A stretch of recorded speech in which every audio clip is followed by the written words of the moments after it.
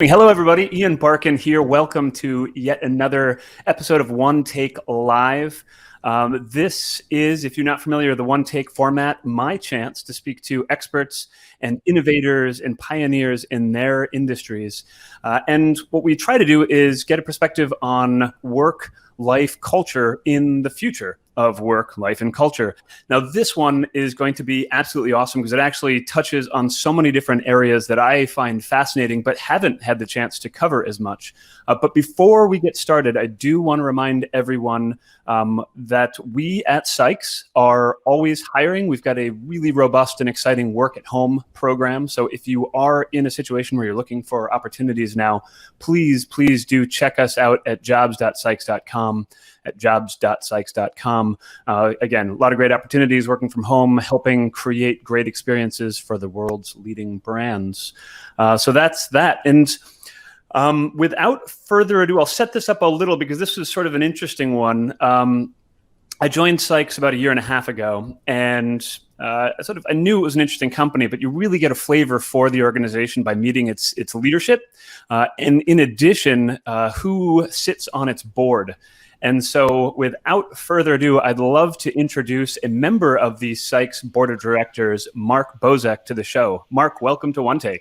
Thanks very much, Ian. Thank you for having me. Glad to be here. Yeah, it's a thrill to have you. So I'm going to set this up a little bit more, and then I'll let you riff. And Lord help me if I can keep control of this, because you'll see through the course of this discussion, Mark has an intense amount of energy and passion, and he brings it to the board meetings. And I found what you can do to turn the tables on a board member is invite them to your talk show where they have to answer your questions. So let's see how this goes. As I mentioned, customer experience management, it's what we talk about a lot in a lot of industries, really, creating good experiences for people. Your background has touched upon so many interesting areas and ways in which you've done that.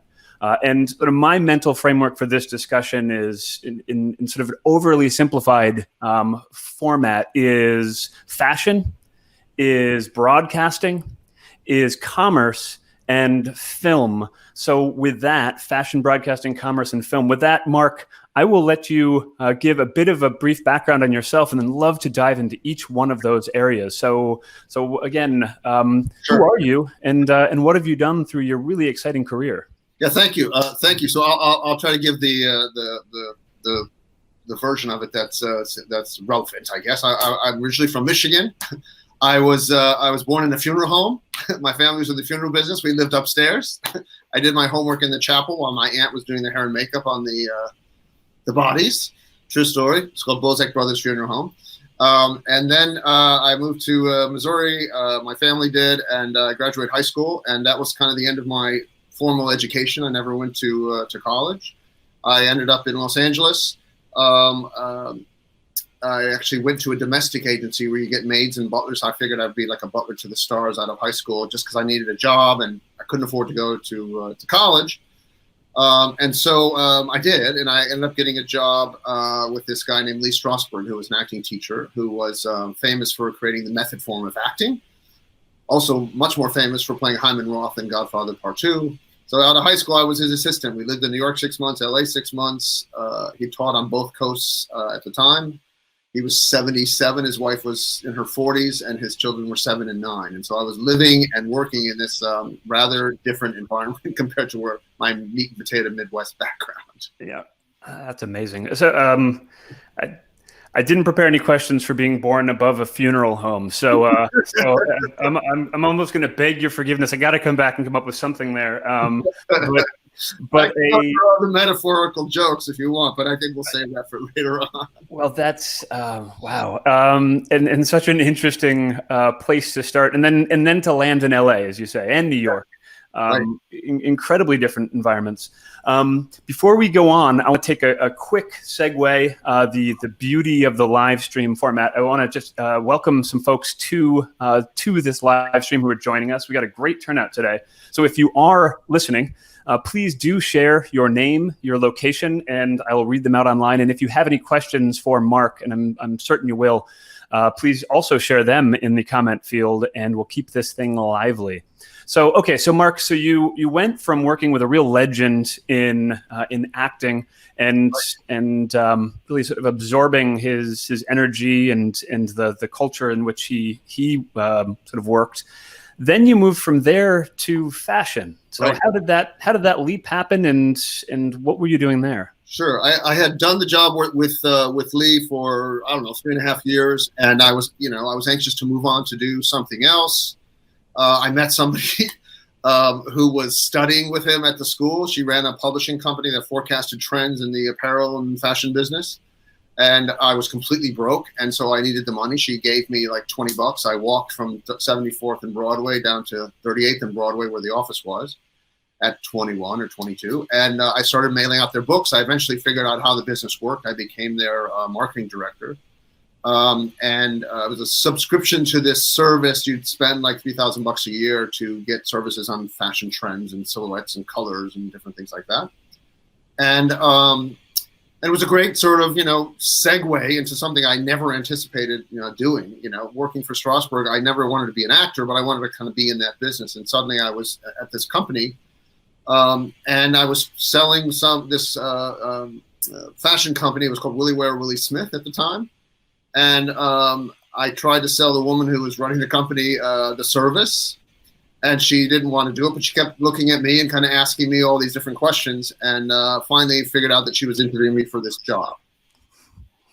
That's tremendous. So I did my homework before the call, and so Willie Ware was really revolutionary because it created accessible clothing, both, I mean, initially for women and then both women and men, right? And the designer, the namesake, was a real innovator in the space, and you got to be there during the innovation. What was that like? Oh, it was great. I mean, again, I sort of faked my way into that job, sort of like I did with Strasberg. Because Strasberg, I said I had graduated business school, and this is pre-Google, pre-LinkedIn, certainly. Nice. And I said I was 21, but I was really 17 and a half when I started working for him. So I kind of had to do that. Otherwise, I'm not sure he would have fired me. But Willie Ware was same thing. Do I know all the editors and all the publishers? And so I went and ripped all the mastheads out of the magazines on the newsstand on 38th and Broadway, and I memorized a bunch of the names. Said, "Oh yeah, I know all those people." I really didn't. But anyways, I figured my way into it, and it was just, innovation. At that time, and you look how innovation now is so relative to what's happening right now. We're doing a call, and you're at home, and I'm at home, and you decide, you figure out, how that innovation is. And luckily, the designer Willie Smith, who was really the first designer who was ever dubbed streetwear, right? He was this African American designer from Philadelphia, Willie from Philly, they called him, who made great clothes that were really affordable, and they weren't like big, expensive designer clothes, and his partner was a French woman, and we did really innovative things. Instead of a fashion show, we went to Africa one year. And we made up a 22-minute film that we shot in Senegal, West Africa, came back to New York, and showed it at the Ziegfeld Theater instead of doing a runway show. So it was a really innovative time, and the company was making money, a lot of money at the time, and we were happily spending it on marketing, Ian. Which you love to hear. I love that. Let's just focus in on that for the next 30 minutes. Okay. No, I'm just kidding. But what's so fascinating to me is that so much of your experiences, just even through those first two jobs, massively foreshadow the things that come and that we'll get to. Because even then, through Willie Ware, you were exposed to a gentleman named Bill Cunningham, I believe, and and foreshadowing. Stay tuned. We'll cover that next. And you used video. I imagine that was pretty cutting edge at the time when the traditional way to highlight your wares was more sort of the runway environment and just retail stores. Is that true? No question about it. And yes, I mean the 6 degrees of separation of life, and certainly as it relates to my work and how how it's evolved to what I'm doing now in the film that I just finished.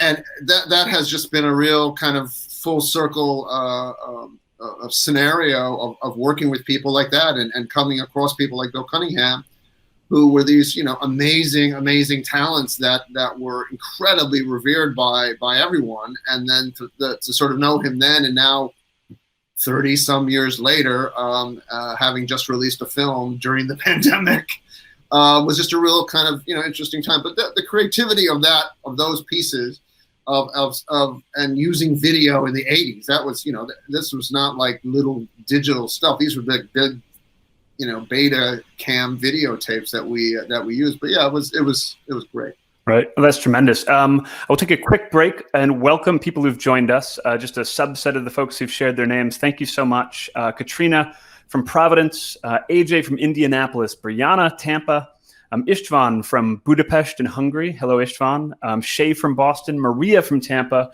Salam from Lebanon. Hello, Salam. Kedwin in Marin, Bagish from India, Jim McLeod, who says hello and asks, quote unquote, what's with the stash, Mark? So it's begun. We knew that we would have Jim listening and heckling from the gallery.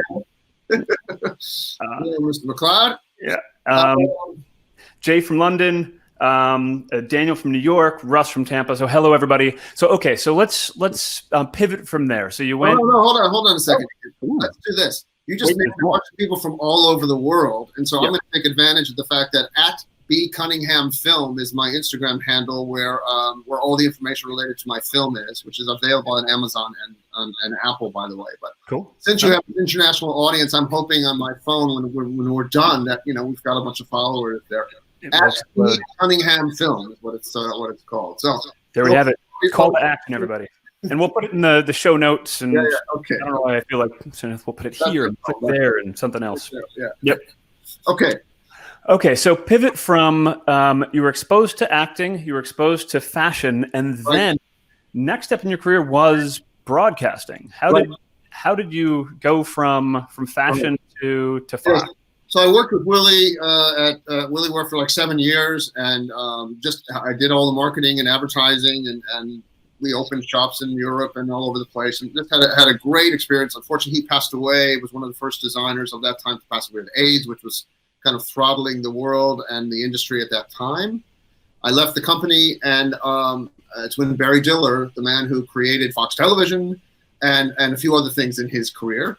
But at the time he created Fox, when no one ever thought there could ever be a fourth network, Barry Diller came along and said, okay, I'm going to make a fourth network. And Rupert Murdoch, who owned 20th Century Fox at the time, gave him the ability to do that.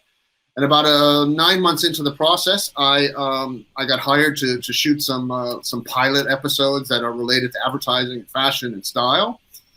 And it was actually right during the Kuwait War, right in the middle of Kuwait.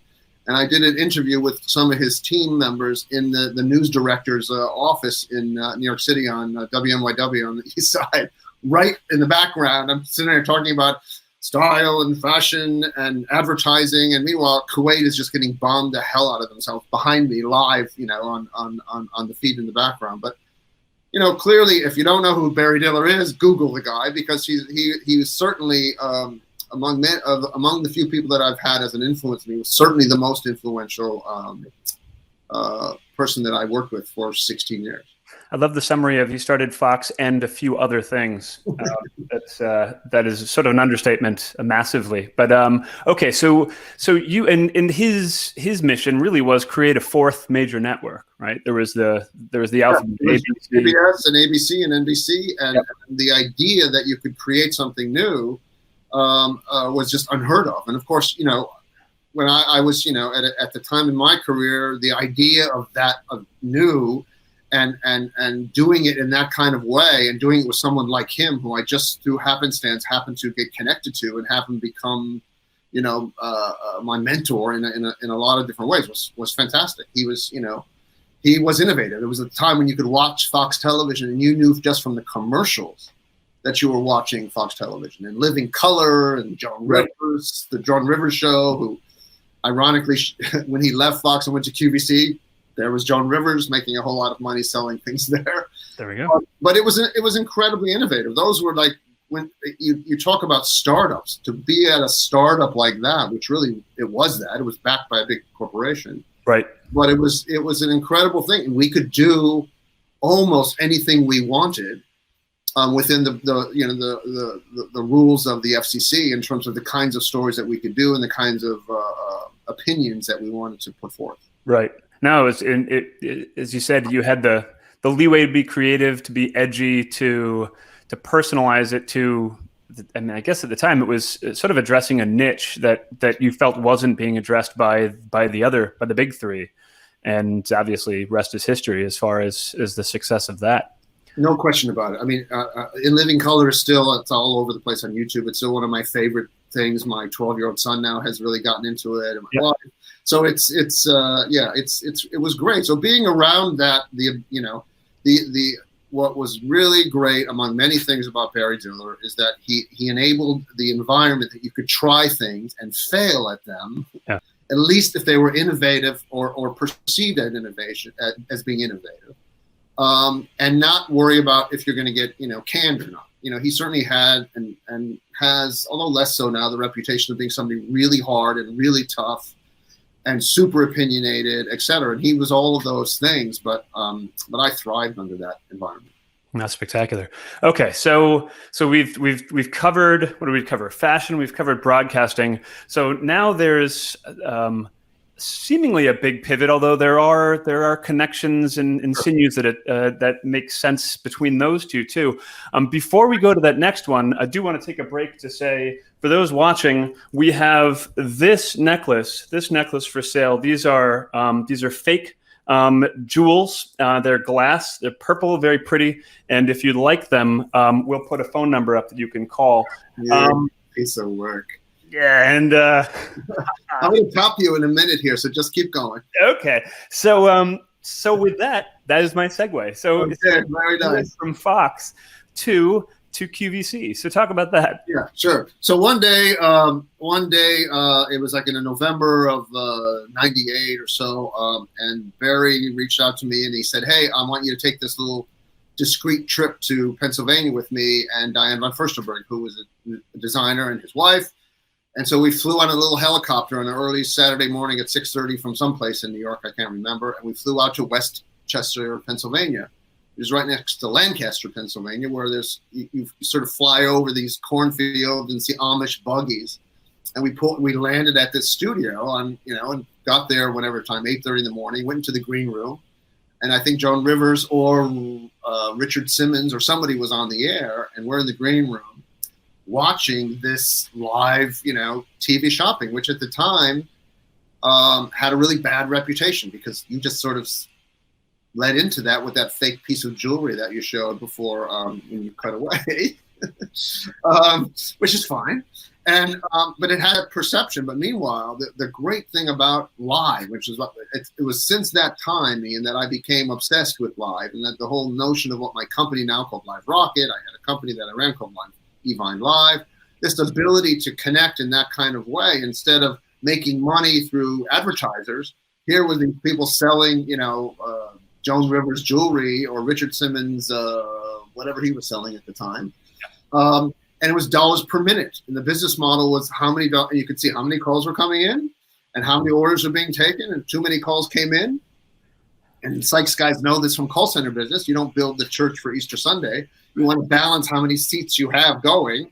Yep. If you go to a commercial at that time, a little 30-second commercial, so that the call volume would drop a bit, so that there were not people hanging on the phone for too long. But so I really was naive at the time and not realizing why the hell he brought me there. And until a week or two later, or maybe 2 or 3 weeks later, he announced that he was leaving Fox and he was going to become the CEO of QVC. And I was stunned. I mean, not only the entire industry of everybody in the entertainment world were like, "What the hell are you doing? Are you crazy?" And and clearly he wasn't. And so he left, and we had a big argument. And I, X word, this word, that word, and said, we just got started. How can you do this? Blah blah blah. And so, anyways, New Year's Day he rang me up after he left. It said, "Help, please come here to Pennsylvania." And so I did. I was the first guy that he brought to outside the company. I moved to Westchester, Pennsylvania, and I started there running the broadcasting business. Spectacular. And I think there's sort of a reinvention of a lot of the concepts, but and then, like I said, foreshadowing through your career fashion was relevant in this home shopping format. Obviously, a lot of fashion was shared and sold. the storytelling that came from broadcasting and filming and creating movies the way you did, and then this live medium. I mean, this is something else, right? I mean, and you've shared some of the footage of some highlights from the history of home shopping. And you just got to be on your toes. You gotta swing. Take your lumps. If something falls down, if something breaks as you're Sure. swinging at it, it's a chance to create a moment and chance to create some personality that, as you said, was the winning sort of equation to engaging with people far more in a far more compelling, personal way than just a catalog. Well, before. It's funny, in those days, there was no internet, and I'm aging myself, but so what? It was called the information superhighway at that point, right? Mm-hmm. And there was the argument that we made when Diller at one point early on tried to buy Paramount Studios. He was fighting against Sumner Redstone to acquire Paramount, which he used to run when he was 29 years old as the chairman, or 31 or some very young age. And this whole kind of process of making the case that TV shopping was the first form of interactivity. You're watching a live show, you talk to a live operator, and that was sort of what interactivity kind of was all about. And so being involved in that, it's never left my system. This being involved in live, impulsive kinds of things that we never knew could happen, or you could discover things that would happen, or you could have instant results, right, or instant failure. Results, whether pro or con. And I think there's an honesty to it, obviously, because you were there to present and sell a product, so you weren't turned off by the sales component of it, but you were very much turned on by the humanity side of it, just the personalities that were created, in very much the same way that all the live streaming is now, thanks to the internet and all of these different platforms that allow live stream, like LinkedIn and Twitter and others. People are using really to massive effect, and it's democratized it a great deal more. You had a big studio with, I imagine, lots of investment in tech and broadcasting equipment, whereas now anyone can do it from a phone. And I think that's really great. I love the idea that it has evolved so much to the idea that you could do it off of your phone, and we'd spend millions of dollars, as do the television networks, on the Today Show and GMA and all those, on designing sets. Now there's, on Zoom on April 18th, they raised $27 million with a bunch of musicians, badly lit, but playing their music, right, in that kind of format. And so I love being at the forefront of that at the very beginning of it, and determining whether the jewelry should be spinning this fast or this way or just one direction, or right, anecdotal little things that were part of the beginning. Well, and part of just having that sense of what lends itself to the story the best to create the experience that you were going for. Right. And just because you shared that piece of jewelry that you have, right? Let's see that piece of jewelry. You're doing a good job of selling this. It was a bad joke, and now you're carrying it. I like it. Well, a quick aside. So we had to present one time, and Barry liked big sort of, noisy presentation. So instead of doing an analyst conference one time, we rented a Broadway theater, and the heads of the five families, as I called them. So it's me as the head of HSN, the guy who was the head of Ticketmaster, the guy who was head of USA Networks at the time, and I think the other one was Hotels.com. And so we rented this Broadway theater, and everybody did their little presentation, 10, 15 minutes. And I decided, particularly at that time, the reputation of TV shopping was, it was a bunch of hucksters selling jewelry that was, fake jewelry. So I took this suit jacket, which I have not had on in probably 25 years. It's a Polo Ralph Lauren jacket, right? And I took this jacket, and I got on the stage, and I said, okay, I know this is who you think our customer is. So I showed a bunch of people that living in, Nebraska in triple wides, watching with a rabbit ears antenna, with blue or pink hair. And then I took this jacket here and I loaded it with all this jewelry. And I said to everybody there, of course, this is how you think this is how we sell it, of course. Yep. So, but what it did was, it's funny, of course, but it got their attention. And then you start showing them the metrics as to how successful it was and how many dollars per minute, $6,000, $7,000 a minute that we were earning. Right. And you could see how, art and commerce and the entertainment piece of things really kind of matter. It's incredible. And for those watching, we did not coordinate our use of prompts, so that goes to show you the personality I get to enjoy in all of the board meetings. That was well done. We need a running bit here. Yeah, exactly. It's impulse. I mean, it's that kind of thing, and that's if we were live 24 hours a day, 7 days a week, right, Ian? Yeah. And that's most of the networks are, though some of them are evolving to different models. But we were live because it worked live. It worked at 1 a.m. We could do $5 million worth of sales at 1 o'clock in the morning when we launched our products of the day, the Today Special or whatever they were called. And that impulsive live thing was really big. When I was running the company, and at times I could see that we were getting rote, or it sounded like we were on tape.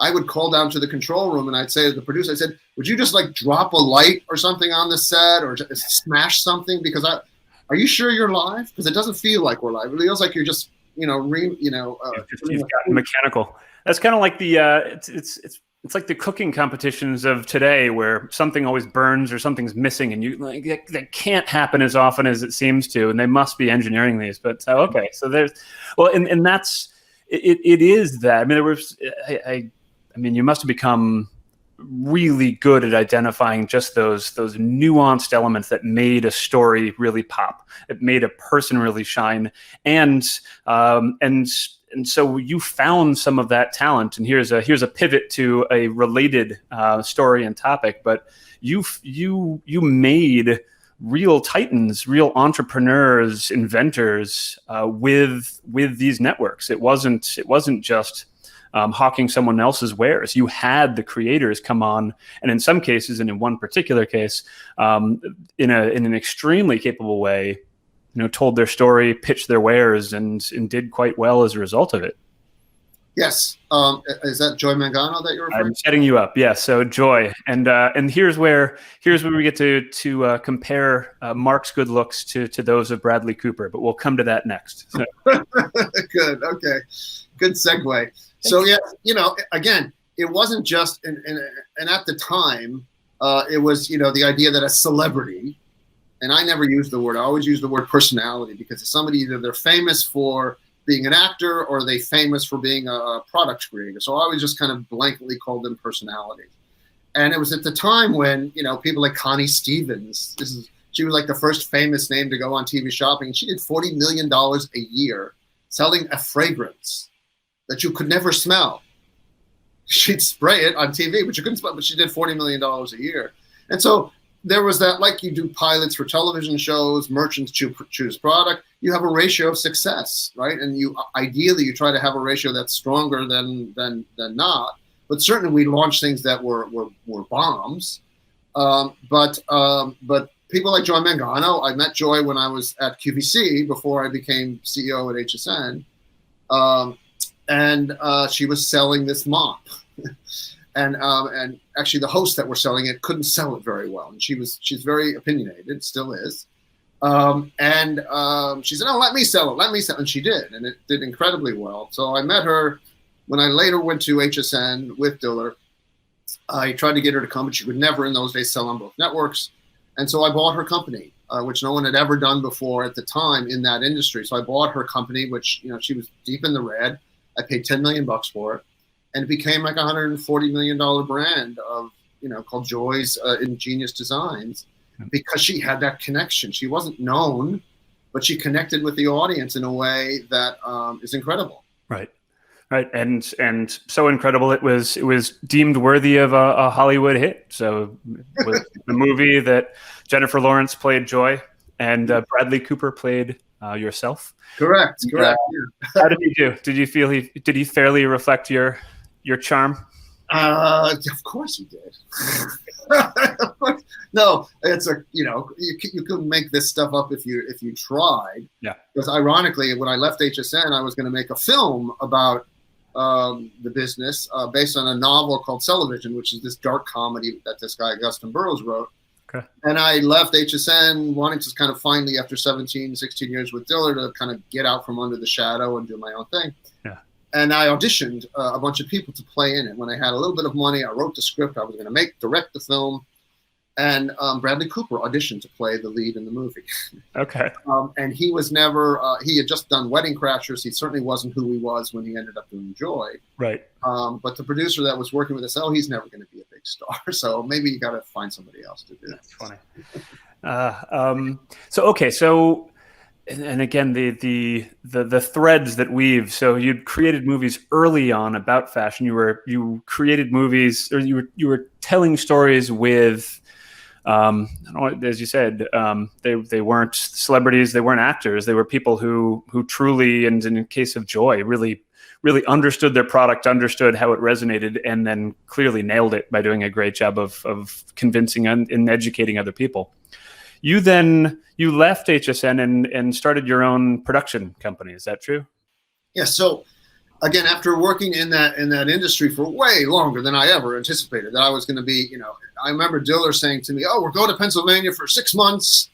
That's all it's going to take, and then we'll come back to New York and we'll go back to doing TVs, and maybe you can do your little movies that you want to do." I always said little to like sort of push them down a little bit, so to make sure that your focus would stay.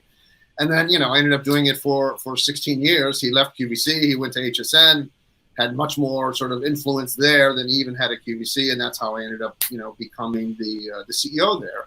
And it's what was great about him, and that will kind of segue into why I wanted to kind of leave 4 or 5 years later, was that you ideally recognize in something somebody has a passion or compassion, but certainly in work that you have a passion for things that you didn't necessarily have to know about, but you could always be curious about. And if you were smart, you surrounded yourself with the right team. And so when I became the CEO at HSN, I had never had P&L responsibility for anything in my career. And suddenly it was $1 billion company. And we launched the internet business. We launched it in Japan. We launched it in China. We launched it in Europe. And so it was a real kind of, trial by fire. But luckily in my case, it worked, it worked really well during the time that I was there. So then I decided, I was living in Tampa, which is how I ended up being initially on the Sykes board, because I knew John Sykes, the founder of the company. We saw each other at many different events over the years. John was a terrific guy, is a terrific guy. And of course, the company is now run by Chuck Sykes, his equally capable son. And so that's how we were in Tampa. My wife and I wanted to move back to the East Coast. We moved back to New York, and I started this production company trying to kind of cross-pollinate between art and commerce. Content wasn't called content then. It was called entertainment or selling, right? And so, I came back to New York, and I've been kind of, for the most part, here ever since, working on all these, various different projects that were internet-related, commerce-related, and now, of course, they call it content-related. And just before we leave, so you were CEO of HSN 97 to 2002 about, right. And my research showed, you launched a website then. You were leveraging Facebook and MySpace and other social channels when they were very early when they were very young, really experimenting and innovating new ways to continue to get stories out and sort of infotainment, if you will, that had a commerce element that was measured in a very clear way. The experience you were creating was convincing people to pick up the phone and call, and it must have been fascinating to see just the amount of real-time information that informed every decision that you made. And unlike the retailers, the big box retailers at the time who started internet companies, and it became this, 10 years worth of we have to invest in digital, right? Nobody knew exactly what that meant, and that was okay, but they continued to not know what that meant. And I think many of them are suffering the effects of that today. But we were incredibly successful at it because we were already broadcasting in 90, 100 million homes all across the United States. And so for us to just put www.hsn.com on our screen, that was free marketing. You didn't have to acquire customers like these digital native companies do. You spend all your investment on the acquisition of customers. So it became quickly in the first year 5% of our business, and then eventually now it's 50% of the spectacular. So the evolution of that has been really amazing to watch, Ian. Yeah. So I want to come. I almost want to close on that too. The sort of convergence of the storytelling and the commerce and I guess the e-commerce and really identifying communities that you then knew how to communicate with.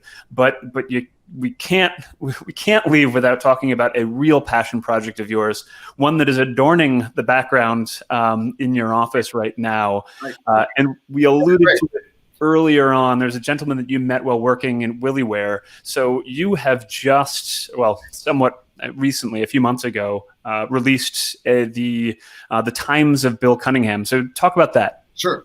So I had been working at a company called Evine Live in Minnesota, came back from there in May of 4 years ago. And Bill Cunningham was this man who for almost 40 years had 2 full pages in the Sunday New York Times, the on the street pages and the evening hours. And before that, he had been in the industry going back to 1951 when he came from Boston. He became over time one of the most, if not the most, revered and respected icons of that world, because his passion for what he did and how he did it and how he lived was unlike any other person you could ever possibly meet, particularly in the fashion and society world where there's a lot of hoidiness. He could certainly act that way, but his inside of how he operated, he lived in a hovel at Carnegie Hall Studios, slept on a mattress on top of all of his pictures, didn't have a kitchen, shared a bathroom with everyone on the 12th floor for 50 years.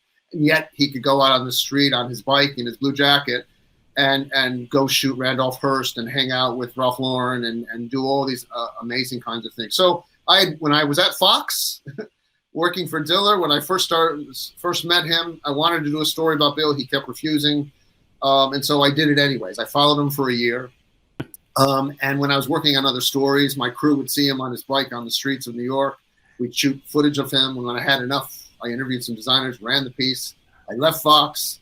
I went to QVC, and out of the blue, and I just found these the other day. It's probably going to be backwards. Okay, those are the. But here's the QVC logo right there. Nice. And here's my notes, because Bill calls me up and says, will you do this interview with me for 10 minutes for this award he was reluctantly receiving from this this association in New York. Right. So it's funny because it's very meta. You basically documented the Documentarian. He was a gentleman that had documented New York fashion and just life in general for 50 years. You followed him around and captured pictures when he wasn't looking, just because he didn't want you following him around and capturing pictures. Correct. And then he acquiesced, and it turned into a really extraordinary and very intimate discussion. And I've, for those listening now or later, I've seen the film. It's definitely worth checking out. Thank you. And as you said, it started as a few. No, it was just the day he died, which was June 26th or 25th of 2016. Okay. I remember, I knew I had the interview, but I hadn't watched it in 23 years. And I said to my son, Jude, let's go down in my basement and let's find these tapes that I did. So I did. Yeah. Literally the day he died. I saw on social media he passed away. I felt like everybody else did that knew anything of him. Yeah.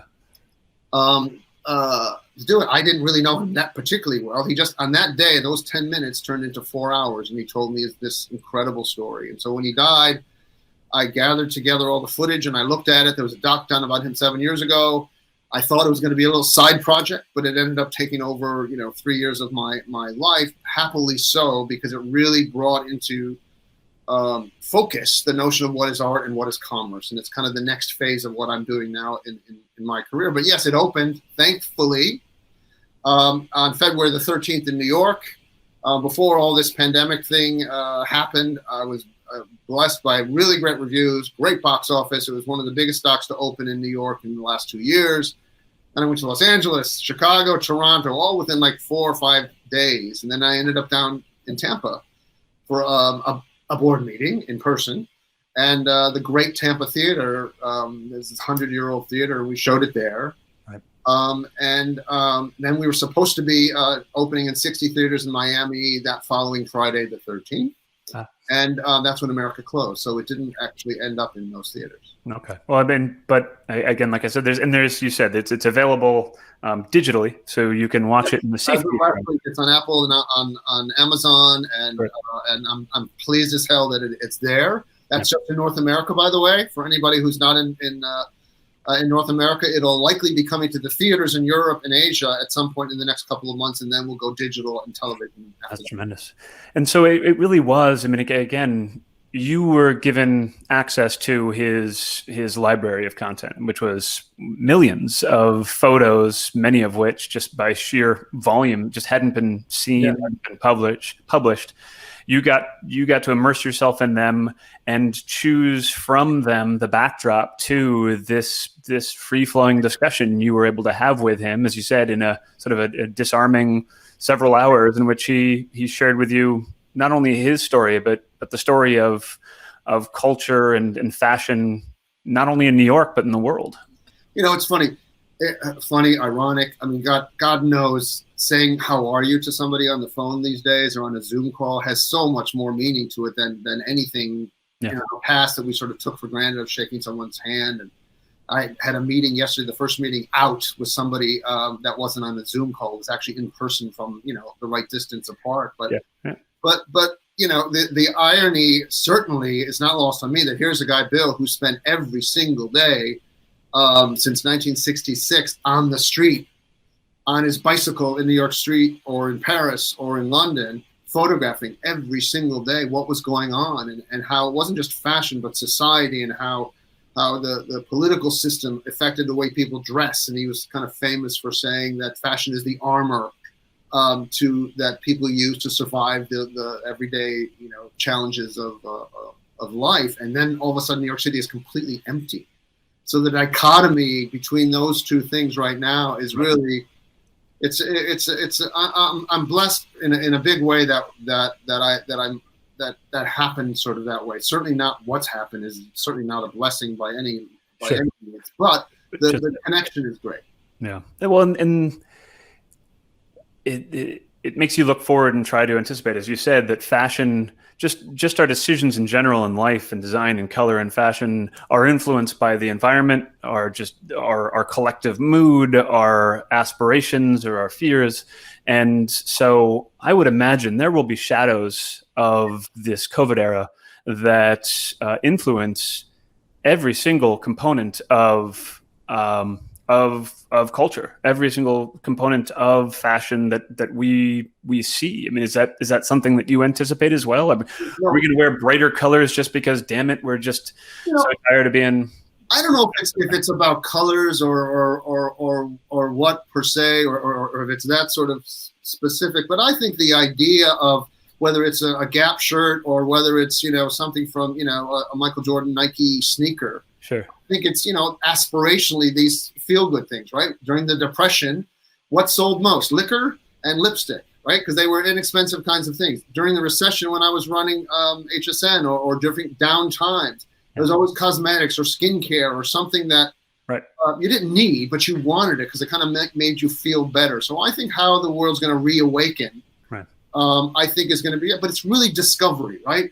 Yeah. And Bill was, if you see the film, he was obsessed with not the past. He was only obsessed with what was coming next. And I think, God, if we can't all be that, we have to be that way right now, because the level playing field that we are in right now in terms of who's the smartest guy in the room or the smartest person in the room is true, right? Certainly is true at retail. It's certainly true in entertainment. It's certainly true at Sykes. And I think you're half full or you're half empty, depending on the day.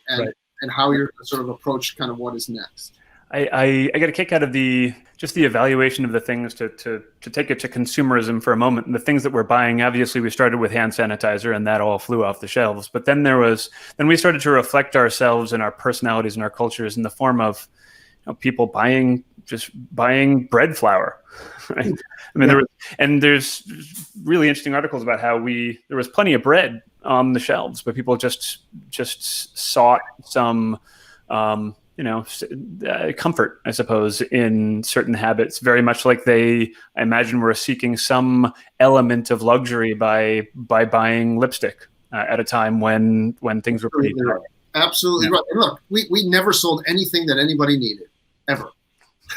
It was all stuff you wanted, right? Yeah. It was all feel-good kinds of things. And I think that certainly Amazon does pretty much already all the things that you need for your house. And pray to God, obviously, that locally, that some of the businesses that have been so effective with is that thinking local and acting local instead of thinking local, acting global. Right. To quote Mr. Lauder, or whoever said that. Sure. I think all of those interesting elements like that of how do you sort of tie them all together, but it's definitely going to be about wants. The needs are, you need a job, so you need the money to afford those kinds of wants. But look at even with Sykes, Ian, it's an amazing scenario that you take corporate life and even corporate work is in what you do, and suddenly you're having these real conversations about much more compassionate conversations instead about producing great metrics that show how many calls are being answered, and that's all great and it's important to running a company, but it's taken on so much more personalized meaning. You and I have had conversations about this, and I think that's the fascinating part of it. Right, and then very much focused on health, safety, livelihood, and those are our primary drivers and concerns. And if you can cover those, then other things, Maslow hierarchy of sorts. So no, that's exactly right. Exactly right. Quickly, because I'm conscious of the fact that we're up against the time, and I want to wrap this up. We cover a few other things, but I do also want to bring up that Jim did comment when you stood up and did the jacket routine, quote unquote, "At least you have a jacket on." So I thought that was worth sharing. Yeah, thank you. And tell Mr. McLeod, at least it's a natural fiber. It's a natural fiber. Okay, yes, you're very keen on the natural fibers too. So like I said at the beginning, so much of your experiences foreshadowed your later adventures, whether they be in, again, fashion or in broadcasting or in storytelling through film. And so what's next for you? I mean, you've innovated so much of those different areas, so many of those different areas in so many different ways. Right. What's next for Mark Bozek?